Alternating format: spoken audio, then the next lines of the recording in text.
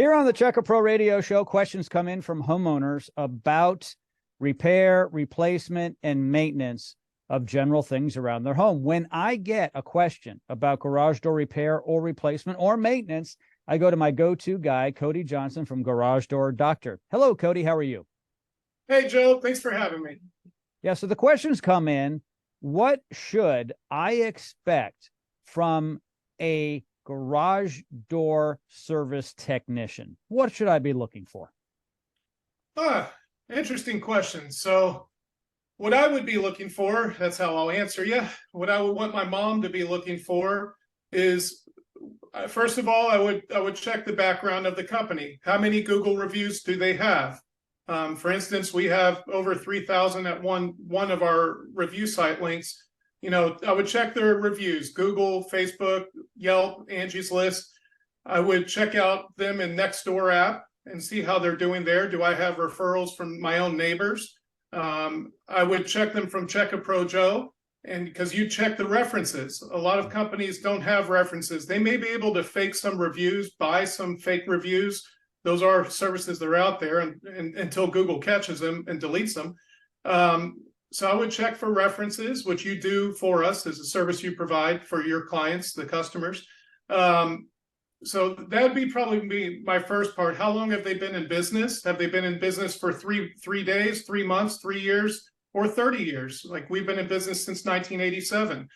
I would check into, do they have W-2 employees, so which are real employees or 1099 subcontractors? The difference there, if a subcontractor comes to my house, falls off of a ladder and breaks his arm or breaks his back or his neck, God forbid, who's going to be liable? The homeowner is. The homeowner is if it's a 1099. If it's a W-2, it goes on the company. So, you know, I would be checking in, is it a fully stocked vehicle that they're coming? So is it a wrapped marked vehicle? That's one easy way to find out if it's probably a subcontractor or a full-time employee. So we have wrapped vehicles. All of our guys are W-2 employees, fully trained. This isn't one of those, I'm going to show you what you're doing for 2 days and then you're off on your own, Joe. You're now a garage door tech. Congrats. No, we train our guys to the best of the industry for months. And then on top of that, we continue to coach them up when we see a recall or a warranty that should not have happened. We'll get different eyes on it, and then we'll coach our technicians up to increase their quality. You know, that's something that we do that a lot of companies can't afford to do, and which means we don't train on the customers at the customer's house. We train in our own training center. Whereas, you know, way back when, the way that most companies do it, and we did way back when, we would have trained at your house. So, hey, I don't know how to install an opener.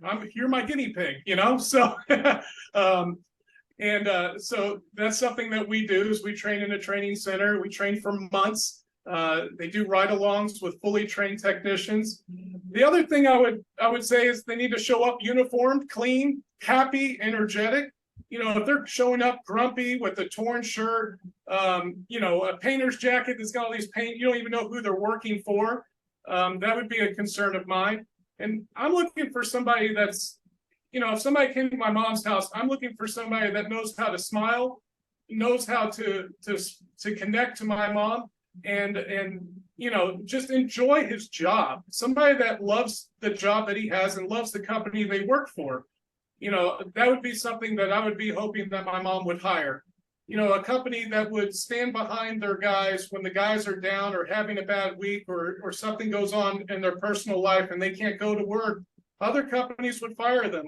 We don't. We stand behind our guys. We make sure that they know that they have a home here, and we really are concerned about them and their family. You know, there is a fine line between a work life, you know, a work life and a personal life balance there. But we try to help our guys find the right balance in their life. And what we found is if they're happy at home, they're happy at work. And if the technician's happy, so will the customer. And so that's really one of the goals that, you know, it's really important to us to continue to maintain and kind of coach up in our business here. The other thing is check into the warranties. Let's see if they'll stand behind their warranties. Let's make sure that they'll take care of you. I don't like doing warranties because, we're going out and sometimes the customer's frustrated. But what I like, actually, I do quite a bit of the warranties for the guys. What I love about it is I get to find the client, I get to double check on my technician's work. And, a lot of times it's the manufacturer, electronic part went bad, which is nobody's fault, just bad luck. And I get to connect with the client and double check on our work and make sure that we did our job correctly. So those are the few things that I would look at. One last final thought is, the other thing is when there is something broken, I would like them to give my mom options instead of just one thing. Here you go, you have to do this. Give my mom some options. Here's what you have to do. Here's what you should do. And if you're my mom, this is what I would do. And hopefully there's some different warranties there. Because in reality, if something broke in my mom's house, whatever it is, HVAC, garage doors, water heater, whatever it is, I would prefer for her to be able to have the options. Do you want a Band-Aid fix? Do you want a semi-permanent fix? Or do you want a never to have another problem ever for the rest of your life? That's what I would like. And let her choose. And then if she wants to get other people involved like me to help her decide, that's up to her. But really, I just want her to have a trusted advisor to come to the house and help her decide what to do. Cody, this has been very helpful. Thank you. All right. We'll see you next time here on the program, Cody. All right, Joe. Thank you, Joe. All of Cody's information is located in the show notes of this podcast. There's no reason why you shouldn't reach out to him for all of your garage door needs. Garage Door Doctor in Houston, Texas.